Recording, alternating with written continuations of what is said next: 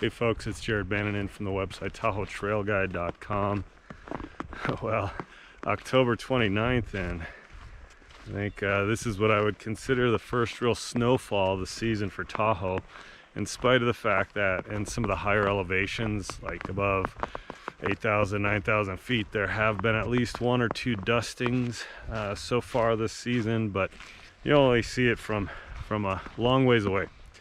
Whereas last night's snowfall was at my house, which is about 6,500 feet, so just a couple of hundred feet up from Lake Tahoe itself, so considered to be lake level. Pretty cool, but not quite enough to cross-country ski on. We'll take whatever precipitation we can get, so it's very exciting stuff. But again, not enough to ski on. So I'm out here doing a little bit of walking, hiking around Taylor Creek and Kiva Beach, and looking for birds still. Believe it or not, we're heading into our 11th month of this Tahoe Big Year,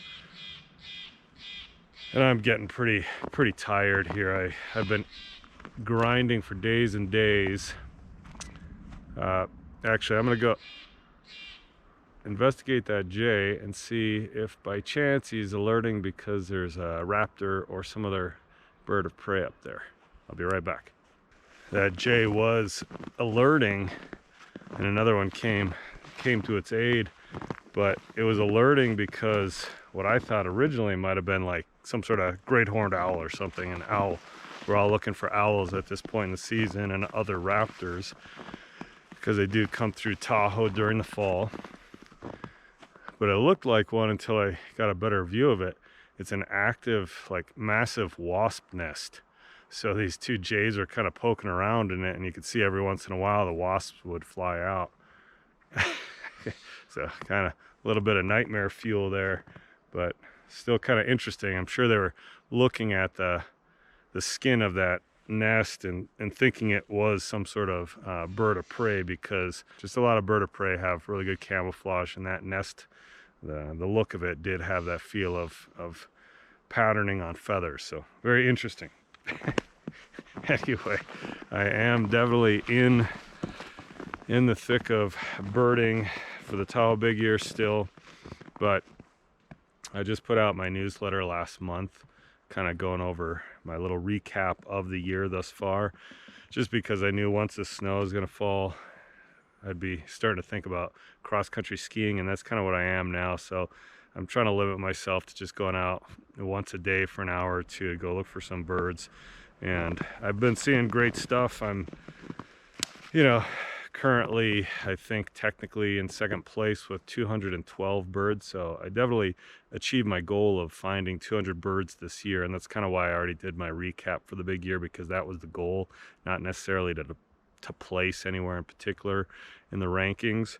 In the meantime, though, no, I've not been roller skiing. I think I stopped around July to focus on work, because this year was just so busy and I just didn't have time to work, bird, roller ski, all that stuff. So I was hoping to kind of do some more before the beginning of the snowfall, but who knows, maybe we'll just go straight to skiing. That would be pretty cool. But I'm not working my summer job other than a couple of hours here and there anymore. I'm planning on working full-time at Kirkwood Cross Country. I have worked at Tahoe Donner Cross Country for the last decade. It's kind of weird to say that, but for 10 years, 10 seasons I worked there.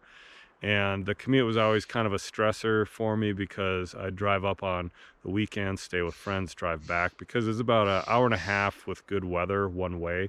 And I'm definitely not doing that on a daily basis. So I go up for a few days and work, and then come home.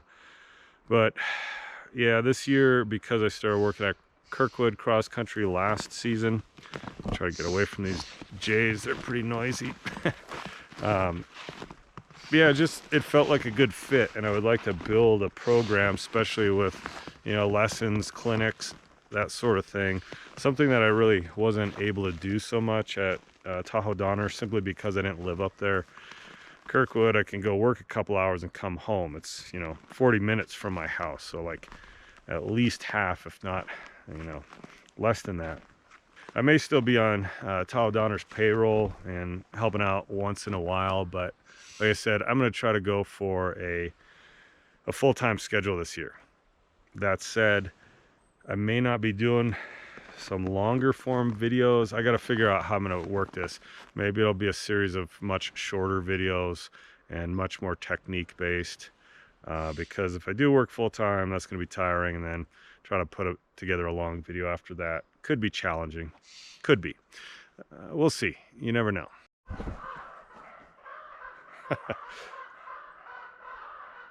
Jeez.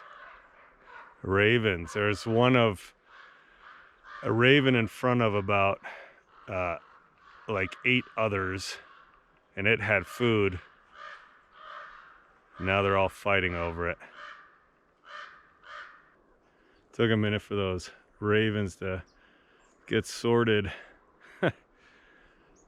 Anyway, as I was standing here, I got swarmed by a flock of really small birds. So right around me was mountain chickadees, white-breasted nuthatches, pygmy nuthatches, golden crowned kinglets, ruby crowned kinglets.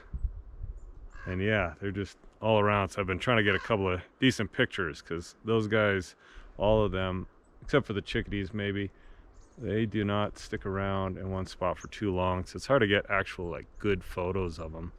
Anyway, I guess I'm going to just close out for now. The ravens. Yeah, I'll just close out for now, and I'm going to try to start getting some more videos going now that we're approaching November, December. Cross-country ski season, very exciting. Let me know what kind of shorter format videos, maybe like a series of like drills and stuff like that for classic skiing.